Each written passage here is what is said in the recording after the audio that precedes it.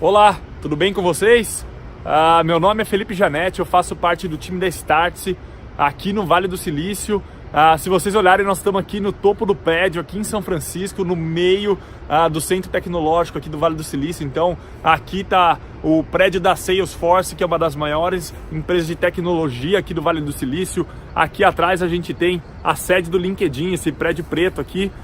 Então, a gente está exatamente no centro do polo tecnológico aqui do Vale do Silício e eu vim aqui ajudar a responder algumas perguntas, algumas dúvidas que vocês tiveram do último meetup que vocês fizeram aí em Brasília.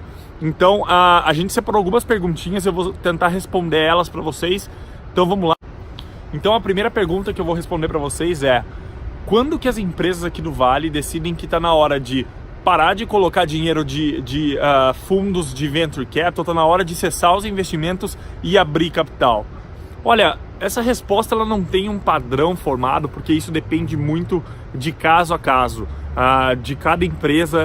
Cada empresa tem o seu momento onde ela decide que está na hora então de abrir capital, mas o que a gente vê aqui, o padrão que a gente enxerga das empresas que fazem isso é que durante muito tempo essas empresas que se tornam empresas gigantes, monopolistas de um setor, por exemplo, o Google, que tomou conta do mercado de buscas, enfim. Quando a gente vê que empresas como essas já estão há um longo período recebendo investimento, recebendo aporte e não sendo lucrativas, ou seja, não dando retorno para os investidores, depois de um tempo, quando essa empresa atinge o tamanho suficiente, o tamanho suficiente para ser monopolista no setor. Então, o Uber é um exemplo. Hoje, o Uber representa, em termos de transporte compartilhado, hoje o Uber representa aí quase 70% do mercado aqui nos Estados Unidos. No Brasil representa muito próximo disso também.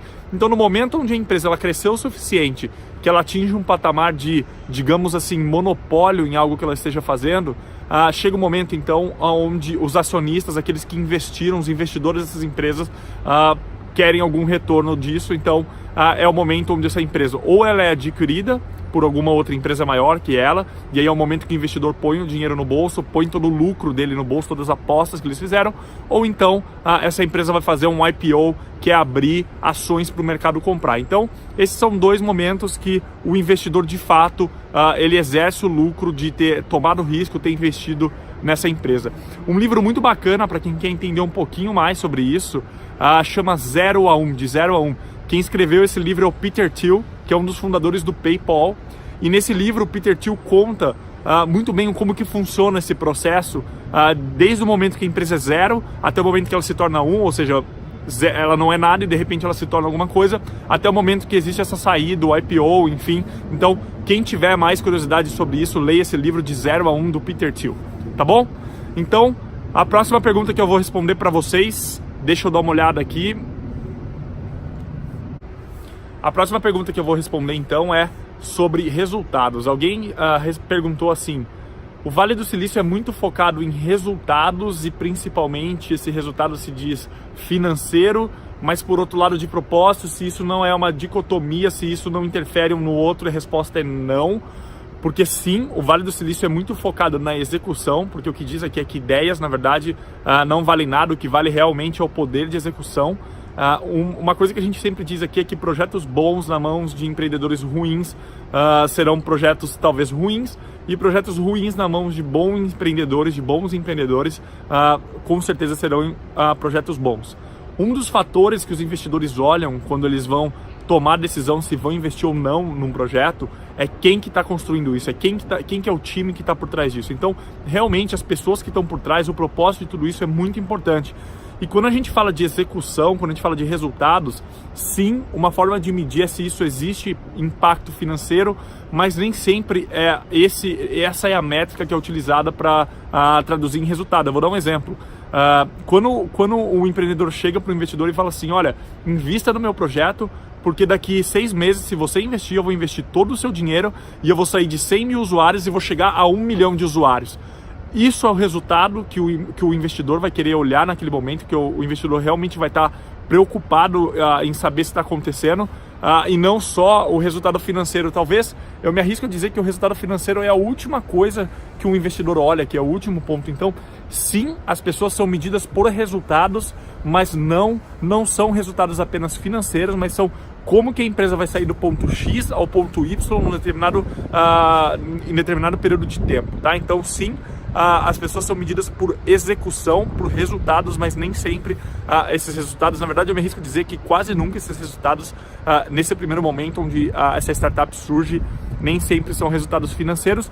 E posso dizer também que nem nas empresas como Google, Facebook, LinkedIn, que está atrás, que já são empresas maiores aqui do Vale, nem sempre são resultados financeiros. Então, por exemplo, algumas das métricas que são medidas é como que uma pessoa pode procurar no Google, em vez de a busca demorar 1 milésimo de segundos, ela demorar metade desse tempo, 1/3 desse tempo. Então, enfim, existem muitas métricas como essas que demandam uma execução enorme, que sim vão trazer um impacto financeiro ao longo prazo para a empresa, mas a métrica que é utilizada para saber se foi executado ou não, não é o resultado financeiro em si.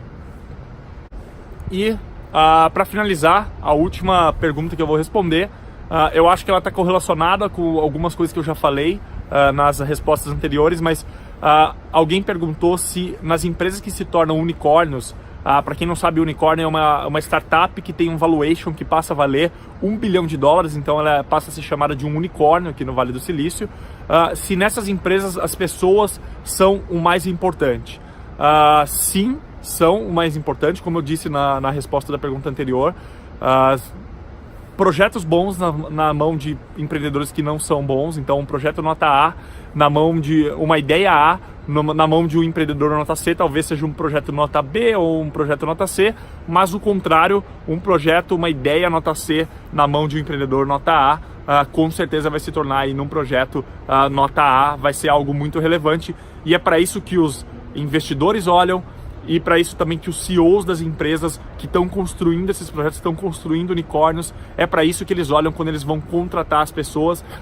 E isso é um ponto em comum da gente da Startse, quando a gente vai contratar alguém, seja aqui, seja no Brasil, seja na China, a gente olha muito no poder de execução da pessoa, em quem é aquela pessoa e muito menos no currículo que aquela pessoa tem, porque talvez ou certamente isso não seja o que vai fazer aquela pessoa ter sucesso dentro da minha empresa ou no cenário ou no contexto do meu propósito, tá bom? Então, era isso que eu tinha para responder para vocês. É um prazer imenso tá com vocês aqui, respondendo essas perguntas aqui de São Francisco. Espero ver vocês em breve. Um abraço. Tchau, tchau.